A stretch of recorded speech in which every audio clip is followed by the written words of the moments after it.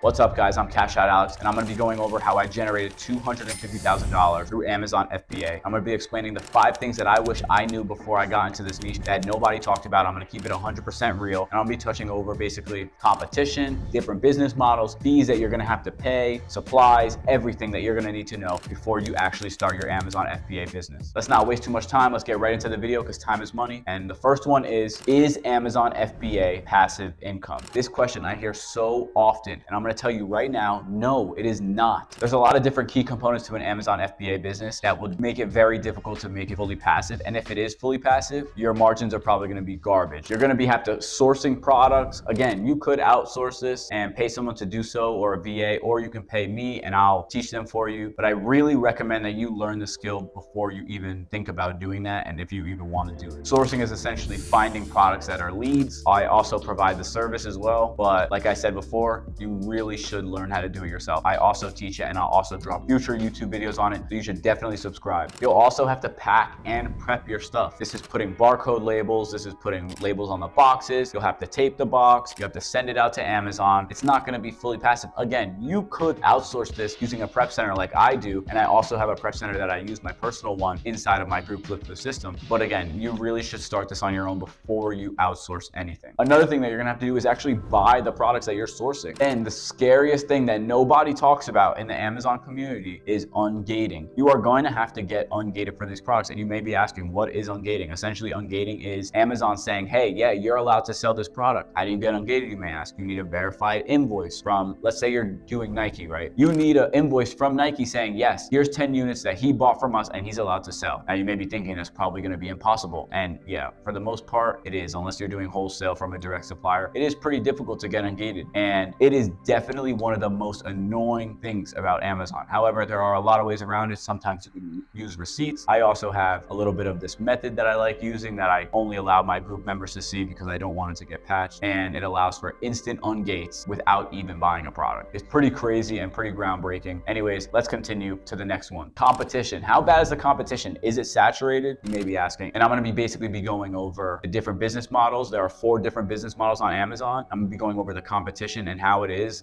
for each one. And I'm going to start at the bottom, which is retail arbitrage. This is at the bottom for a reason. I always advocate against retail arbitrage. Retail arbitrage is going in store to Costco or BJ's or Target or whatever and scanning and sourcing your products from your phone in the actual retail store. Not only does this suck because you have to drive there, but when you actually get to the place and you're sourcing, the chances that you find something are probably not that high. Anyways, I much rather do it online. And on top of that, let's say you find it. Wow, you found your winning product. How many can you buy? 5, 10 before it's off the shelves and there's no more left. That's why I really advocate for the next one, which is online arbitrage. Online arbitrage is a step up from retail arbitrage, and essentially what you were doing in store, you're actually going to be doing it online. So let's say you go on Target's website or Best Buy's website or Walmart, any retail online website, and you scroll through their pages there and see which ones are applicable to profit. Then a step above OA is wholesale. So essentially wholesale is those same products that you were buying online, right? Instead of you buying 50 to 100, which is probably all the retailer allows unless you keep purchasing over time, the next step up would be wholesale. Wholesale actually usually has a minimum order quantity. I've seen as low as 200 units, but it's usually at least 1,000 units from the wholesaler. We have a personal direct to supplier wholesaler inside of the Discord community, super fire. I basically do all my wholesale deals through him, and I've made a ridiculous amount of money to him. I also pay him to be privately a part of our community so that nobody else has access to his wonderful leads that I love. Step above wholesale is private label. I don't do private label, so I'm not going to advocate for it. I just know it's very, very difficult. I would say it's a 10 out of 10 difficulty. And it's a completely different model than OA, RA, and wholesale. Now let's get into the competition for all of these 3 that I listed. To start it off, retail arbitrage, RA. I would say the competition is actually not that difficult. I would say out of 10, it's probably a 3 to 4 out of 10 competition. It's not that difficult because, like I said earlier, it's not super scalable. So most people are actually doing OA opposed to RA. And if you find a consistent lead and it's constantly restocked and you have good connections with the store manager, then yes, RA can be very lucrative. But for the most most part, most people are doing OA. Now, the competition for OA, I'd say it's a 5 to 7 depending on your product selections and if your leads are good. Of course, you could get these down to very little numbers. Like I found OA leads that I still sell to this day, month over month. I would say competition wise, it's a 1 or a 2. Very easy to get sales. I'm dominating the buy box. Then there's wholesale. I'd say wholesale is actually a 3 out of 10 in competition wise, for the simple fact that, like I said earlier, minimum order quantity is 1,000. So most times you're going to have to spend at least 5, upwards of 10 grand just for the minimum amounts. So again, like most people don't have this money liquid. So the competition is very different from OA, which anybody can do, opposed to wholesale, which needs a larger amount of capital. Now you heard me say buy box earlier, and buy box is another thing that you have to take into account with competition. Essentially, the buy box is what 99% of all the sales flow go to. If you're winning the buy box, you're most likely going to get the sale. Only one person can be on the buy box at one time. There are obviously other ways to get sales without going through the buy box, which is if someone happens to scroll down or go to the right side of the screen on Amazon, you'll see other sellers. But when have you done that? When have I done that? When has anybody done that? So most of the sales come from the buy box. Amazon is pretty fair with this and a little bit unfair at the same time. Unfair in the fact that Amazon is actually on the buy box sometimes for some listings. A lot of people don't tell you this, but for some products, if they sell really well and Amazon likes it, Amazon will compete on the listing. And if Amazon's competing, you wish that they were giving you a piece of that pie. They're taking most of it. Usually Amazon dominates anywhere from 50 to 100% of the buy box at times. The good part where Amazon gives you a little leeway is Amazon actually allows the buy box to rotate. Rotating the buy box means every so often the buy box will switch between the top 3 or 5 most competitive offers. So if someone's priced at 21 or someone's priced at 21.50, they'll probably get the same amount of sales depending on if their reviews are good or not. There's a whole different video that I'll post later on how to win the buy box more frequently and softwares that you could use to do so. But for now, let's continue. The next part that you're gonna have to know about starting your Amazon FBA business is what are the necessary supplies, softwares, and products that you're going to need to purchase in order to start your company. Do you need an LLC and so on? To start off, no, you do not need an LLC. However, I highly recommend it for the future use. If you actually become successful, an LLC becomes super beneficial to the user because you're able to write off supplies, labels, boxes, things like that. But you don't need an LLC to start an Amazon FBA business. The next thing that you're most likely gonna need is tape, boxes, the regular stuff, and a label printer. A lot of people don't say this, but a label printer is actually pretty expensive opposed to the other materials that I just listed. A label printer is anywhere from $100 to $200. I recommend Rollo. Those are my favorite ones, and they're very fast, they're very efficient, and their support is amazing. The next thing that you're most likely going to have to purchase are the 2 softwares, Keepa and SellerAmp. These products are almost necessities for most Amazon FBA sellers as they help with sourcing, breaking down product costs and fees, being able to see how many times something has been sold in a month. They're only $20 a month each. If you're new and you want to actually cut out on these costs, I actually have a Discord link in my bio